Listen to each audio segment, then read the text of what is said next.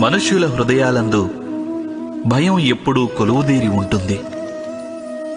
ఒక పరి సంపదలు నశిస్తాయన్న భయం, ఒక పరి అవమాన భయం, ఒక పరి తమవారు దూరమవుతారన్న భయం.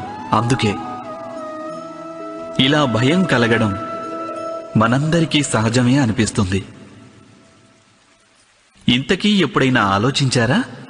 ఏ స్థితి లేక వస్తువు భయానికి కారణమవుతుందో వాస్తవానికి దానివల్లే దుఃఖం కలుగుతోందా? లేదు, అలా కలిగి తీరాలనేం లేదు. ఎంతోమంది అనుభవాలు ఏం చెప్తున్నాయంటే, ఈ భయానికి గురి కావడం వలన భవిష్యత్తులో దుఃఖానికది నివారణ కాబోదు అని. భయం కేవలం రానున్న దుఃఖం యొక్క కల్పన మాత్రమే.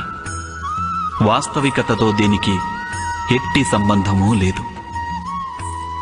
భయం అంటే ఏదో కాదు, అది కేవలం వట్టి కల్పనేనని తెలుసుకొని దాని నుంచి విముక్తులై నిర్భయులవడం అన్నది ఏమంత కఠినమా? దీని గురించి